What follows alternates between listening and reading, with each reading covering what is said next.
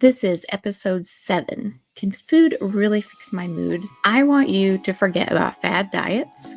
Today, I'm going to talk about simple anti-inflammatory shifts that can literally clear brain fog and help calm the mood swings.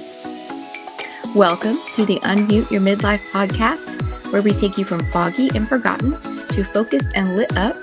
I'm Joyce, your nurse turned midlife resurrection strategist and the cheerleader in your pocket. And I'm here to remind you that your next season in life is your power era. So first of all, it is not all in your head. It's in your gut. It's in your blood sugar. It's in your hormones. They're all connected.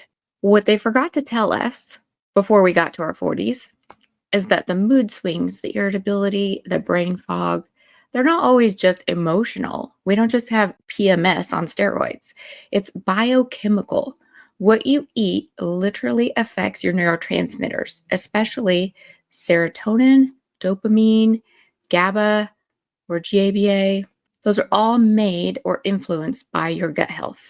Did you know 90% of your serotonin is produced in your gut?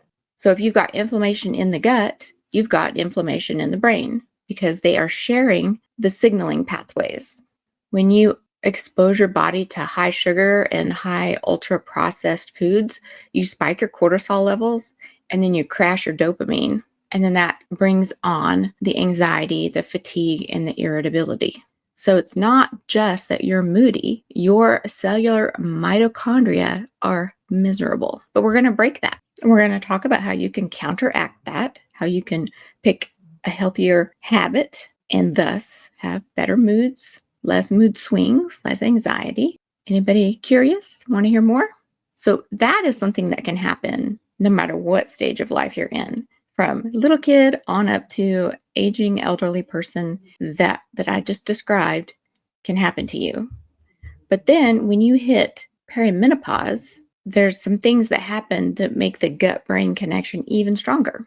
First off, estrogen affects our serotonin and our dopamine levels, which influence our mood stability. Having lower estrogen levels also affects our insulin sensitivity, so that can make blood sugar crashes more common, or insulin resistance can start to show up. And then you combine that with the other things we get to experience in perimenopause, like poor sleep, skipped meals, or the emotional roller coaster that life changes brings. I mean, think about it. When I was going through perimenopause, that was when both of my kids left the house. We moved to a different house. We brought my mother-in-law in to live with us because of her dementia. Those were a lot of life changes to happen in that period of time when I was also having my hormones look like a little roller coaster. So no wonder I was having trouble stabilizing my moods, regulating my reactions to things. I mean, I used to think I was just, I'm cranky when 3 o'clock rolls around, but it turns out that I was probably hungry, dehydrated, and running on way too much cortisol. Fortunately, one of the first things I did to reverse these trends in myself was I got a control of my gut health and my eating patterns. That was my number one thing that I did to start to feel better. And then once I did that and I could start thinking a little bit more clearly, I made other changes.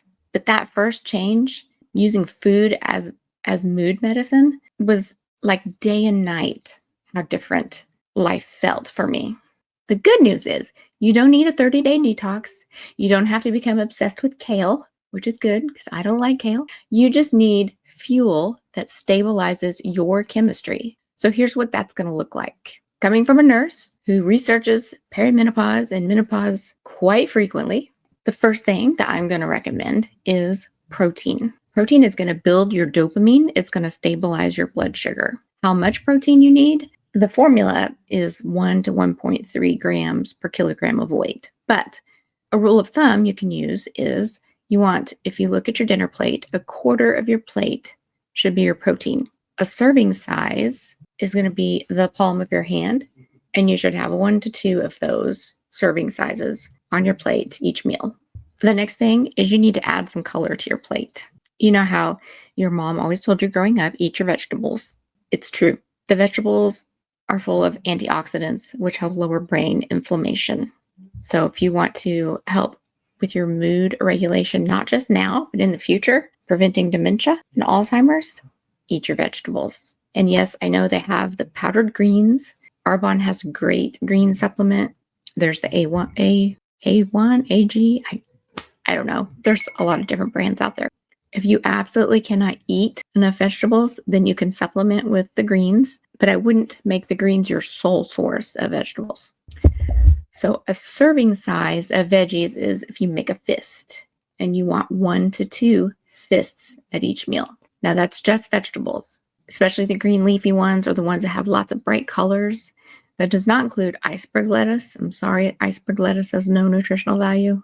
Okay, maybe 5 calories worth, but that's not worth counting. You want the vegetables that are full of good, healthy nutrients. And fruit doesn't count. Fruit counts as carbs. Okay, number 3 is going to be your omega-3 fats. Did you know your brain operates off of fat? Fat is a great mood stabilizer, but we're talking omega-3 fats, like the kind found in wild salmon or chia seeds or flax seeds or walnuts or avocados, not the kind of fat you find in pepperoni pizza or Twix candy bar.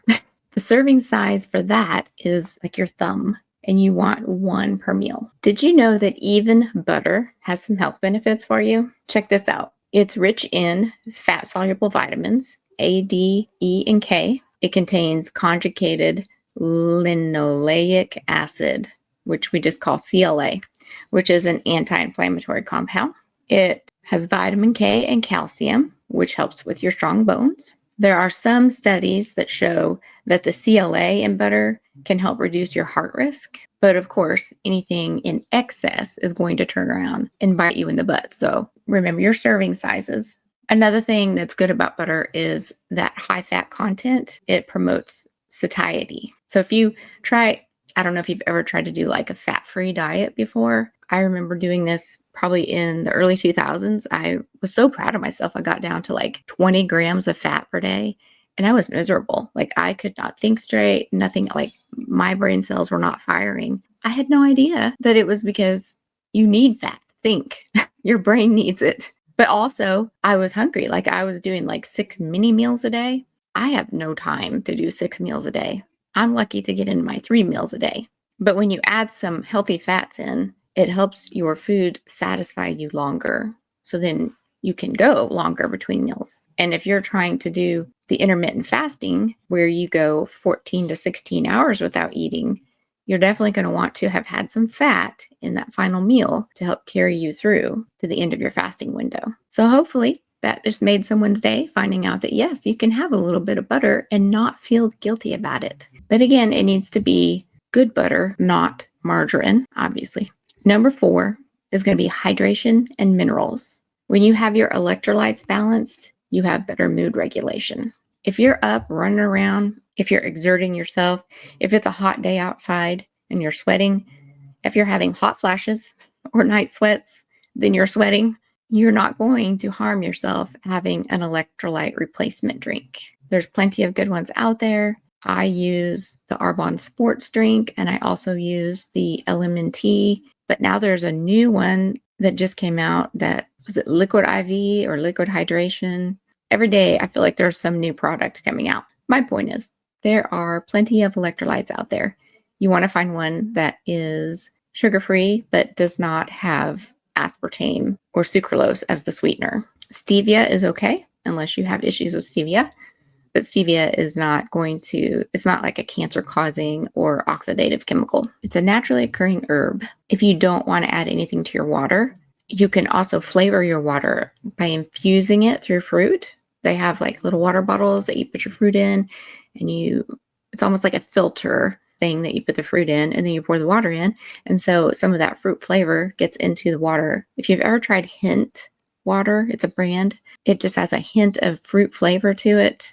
That's what infusing your water does for you. And if you want to know how much water you need, my rule of thumb is if I weigh 150 pounds, then half of that is 75. So I need 75 ounces. That's usually a good rule of thumb. If you weigh 200 pounds, half of that is 100. So you need 100 ounces. I recommend trying to get that water over and done with early in the day so that you don't have to get up and pee 50 times during the night.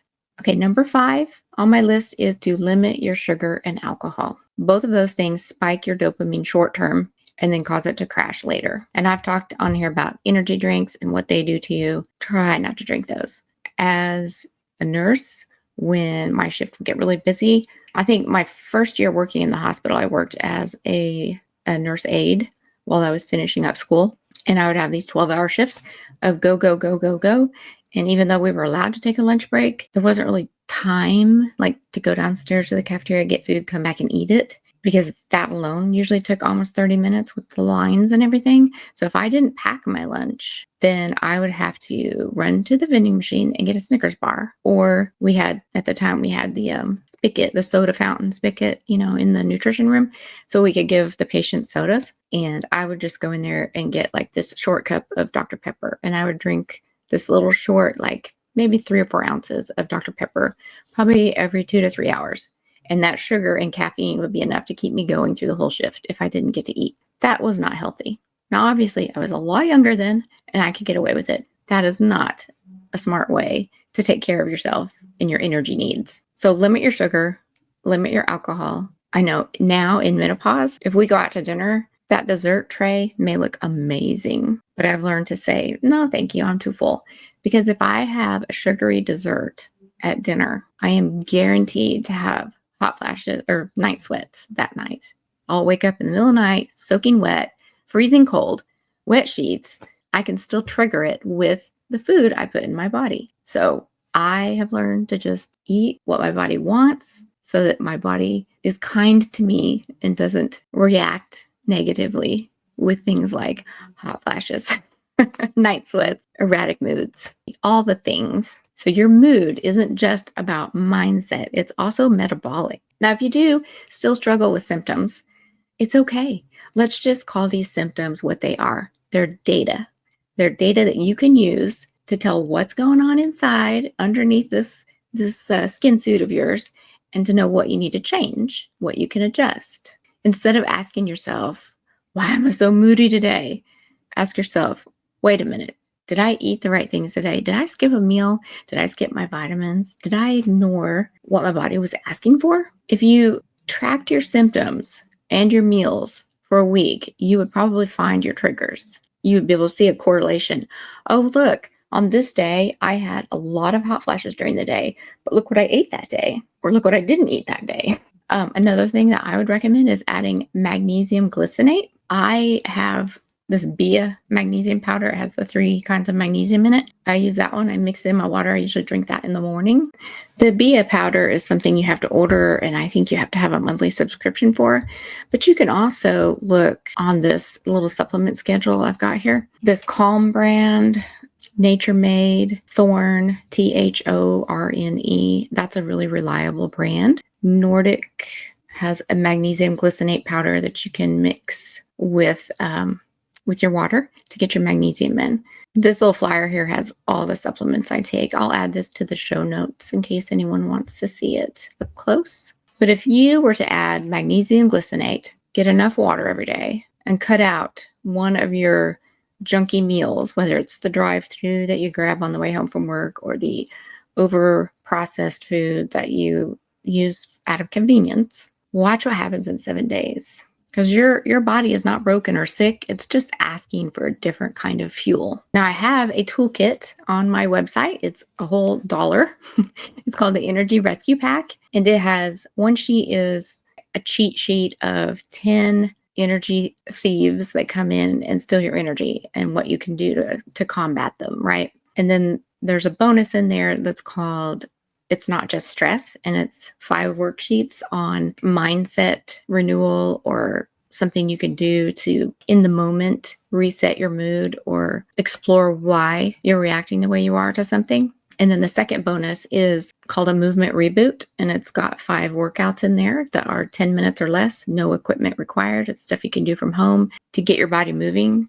Because my new routine that I've been doing in the morning lately is I get up 5 a.m. or 6 a.m., depending on when I have to be to work or church that day. So I get up an hour earlier than I need to so that I have this time, and I do this 20-20-20. So I do 20 minutes of vigorous exercise. That helps to change your brain waves. You go from your beta waves into your alpha waves and maybe even into your theta waves, because it puts that prefrontal cortex, quiets it down so that you can start to flush out the remaining cortisol levels and start stimulating the dopamine and serotonin.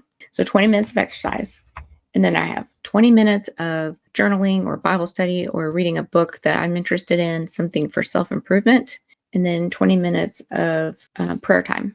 Or if you're not a prayer person, then you can do journaling. And that 1 hour in the morning helps me to get into this flow state for the day so that I'm ready for whatever the day is going to bring. My mood is set.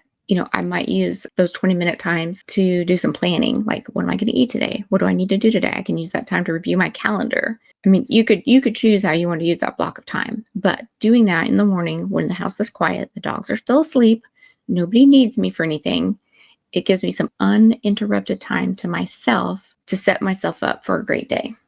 And that's the kind of things that I talk about in this energy rescue pack, is things you can do, simple, easy ways to feed your focus, calm your cortisol, because we don't want a big, overwhelming plan. We like simple around here.